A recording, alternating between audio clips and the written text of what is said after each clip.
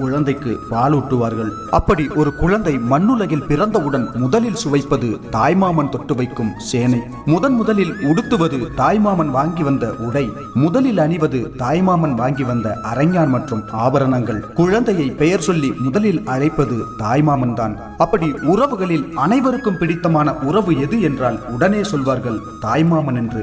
உறவுகளில் ஆகச் சிறந்தது தாய்மாமன் உறவு. மற்ற எல்லா உறவுகளுக்கும் அக்கா, தங்கை, தம்பி, அண்ணன், சிற்றப்பா, பெரியப்பா என்று ஏதோ ஒரு பெயர் வைத்த நம் முன்னோர்கள் அந்த மாமன் என்னும் உறவோடு மட்டும் தாயை சேர்த்தது காரணமில்லாமலா? தங்கைக்கு தகப்பனாய், அவள் பெறும் குழந்தைக்கு உற்ற பாதுகாவலனாய், நண்பனாய் அந்த குழந்தை கேட்டதை எல்லாம் வாங்கி கொடுத்து அதன் முகத்தில் அதிக மகிழ்ச்சியை பார்ப்பது தாய்மாமன் தான். இன்றும் மாமா வருகிறார் என்றால் குழந்தையின் சந்தோஷத்தை சொல்லி மாளாது என்பதுதான் உண்மை.